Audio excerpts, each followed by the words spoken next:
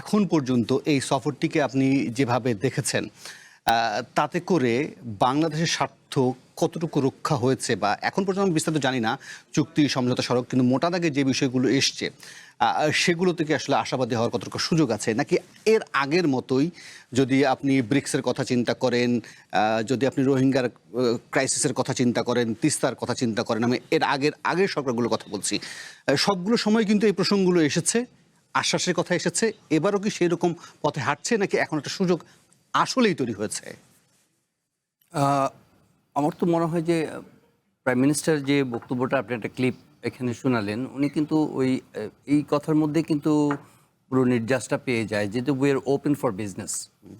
আপনার এটা কিন্তু যিনি পূর্ববর্তী বক্তা বললেন যে এটা একটা প্র্যাগম্যাটিক এবং প্র্যাকটিক্যাল ডিপ্লোমেসি বাংলাদেশ এখন পার্সু করছে এবং যে কান্ট্রি স্পেসিফিক বা কান্ট্রি সেন্ট্রিক যে ফরেন পলিসিটা আমরা আগে দেখেছি এবং যেটার রিফ্লেকশন ছিল নানাভাবে, সেখান থেকে আমার মনে হয় যে শুরুর দিন থেকেই সরকার এটা পরিষ্কার করেছে যে আমাদের ফরেন পলিসি এটাকে আপনি ডিপ্লোমেসির ভাষায় নানাভাবে টার্ম করতে পারেন। যেমন একটা কথা আছে যে এটাকে হেজিং ডিপ্লোমেসি বলতে পারেন। হেজিং ডিপ্লোমেসি হচ্ছে যে একটা ঝুড়িতে সবগুলো ডিম একটা বাস্কেটে রাখা না। ধরেন আপনার এখন চায়না ভিজিটের মাধ্যমে আমাদের প্রায়োরিটি কি? আমাদের প্রায়োরিটি এখন বিজনেস, ইনফ্রাস্ট্রাকচার, আমাদের ওয়াটার ম্যানেজমেন্টের সাপোর্ট, আমাদের দরকার হচ্ছে ম্যানুফ্যাকচারিং রিলোকেশন, আমাদের দরকার হচ্ছে নতুন নতুন টেকনোলজি ট্রান্সফার, আমাদের দরকার হচ্ছে ডেফিনেটলি কিছু স্ট্র্যাটেজিক কি বলবো যে পার্টনারশিপ।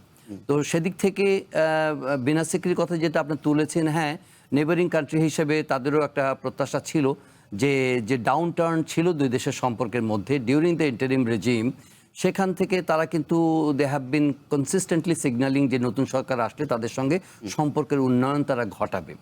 তো সেখানে কিন্তু বাংলাদেশ, আমার মনে হয়েছে যে বাংলাদেশ সবসময় ওপেন ছিল, কিন্তু আমাদের নেবারিং কান্ট্রির দিক থেকে নিমন্ত্রণ থাকলেও নেবারিং কান্ট্রির দিক থেকে সেই জেস্টারটা কিন্তু আমরা এখন পর্যন্ত মানে দেখতে পাইনি ওই অর্থে। যেমন ধরেন যে রিসেন্ট যে রিটার্নসগুলো বা যে ডিসপিউটসগুলো আছে, এই ডিসপিউটসগুলো কিন্তু আমাদের সম্পর্কের মধ্যে এখন আবার নতুন করে একটা কি বলবো যে উষ্মা বা এক ধরনের অস্বস্তির কারণ হয়েছে। Anyway, to avoid this geo strategic irritants, বাংলাদেশের নতুন সরকার খুবই চমৎকারভাবে একটা কেয়ারফুল ক্যালকুলেশন করেছে, যেটাকে আপনি কেয়ারফুল ব্যালেন্সিংও বলতে পারেন, যে তারা মালয়েশিয়ার দিকে শুরু করেছে। That was bit of symbolic আর কি, যে টু অ্যাভয়েড এই চায়না ইন্ডিয়া এ ধরনের আলোচনার মধ্যে। এখন আমাদের এখনকার যে লক্ষ্যটা এই ভিজিটের, সেই লক্ষ্যের মধ্যে যেই সমঝোতা স্মারকগুলো বা যে পার্টনারশিপগুলোর কথা আমরা শুনছি, সেগুলো কিন্তু সোললি ইকোনমিক ইন্টারেস্ট ড্রিভেন। এখানে ধরেন আমাদের যে নতুন নতুন চাইনিজ ইনফ্রাস্ট্রাকচার বিনিয়োগের প্রমিসগুলো আমরা পেয়েছি এবং সেটার এগেনস্টে আমরা তাদেরকে যে ফ্যাসিলিটিসগুলো দিতে চাই এবং এখান থেকে তাদের যে বিনিয়োগের যে নিরাপত্তা, সেই নিরাপত্তার ব্যাপারে মাননীয় প্রধানমন্ত্রীকে যেভাবে তাদেরকে এশিওর করে আসছেন, সেটা কিন্তু আমার মনে হয় যে চায়নার এনগেজমেন্টটাকে আরও ইন্টেন্সিফাই করবে ইন দ্য কামিং ডেজ।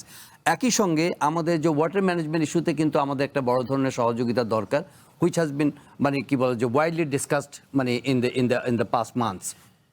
ওই জায়গাও কিন্তু চায়নার একটা প্রমিস বা একটা কমিটমেন্ট কিন্তু আছে।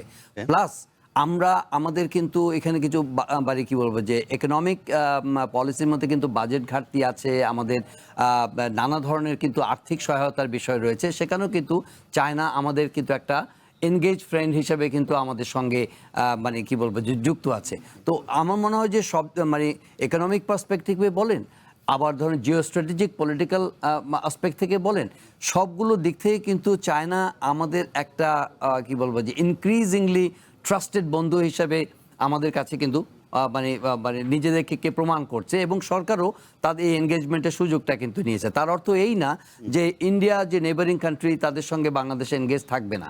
ওই যে প্র্যাগম্যাটিক অ্যান্ড প্র্যাকটিক্যাল যে ফরেন পলিসি, সে কিন্তু বাংলাদেশ কিন্তু ইন্ডিয়ার সঙ্গেও এনগেজ থাকার জন্য বলেছে। মেবি লেটার অন তারা এই সম্পর্ককে এগিয়ে নেওয়ার জন্য সেটার কিন্তু যে সিগন্যালটা উনি দিয়েছেন যে আজকে হাই কমিশনার সাহেবও কিন্তু এটা এক ধরনের স্ট্র্যাটেজিক রেসিপ্রোকেশন। আমার মনে হয় যে অ্যাট দ্য কি বলে যে time of China visit, Indian high commissioner যে আজকে যে অ্যানাউন্সমেন্টটা দিলেন, এটাও কিন্তু এক ধরনের রিফ্লেকশন অফ গুডউইল, যে 2 বছর সময় পরে এসে তারা আবার ভিসা রেজিমটা শুরু করছে এবং বলছে যে সম্পর্ক স্বাভাবিক করার জন্য Right. আসলে এদিকে আগাচ্ছে।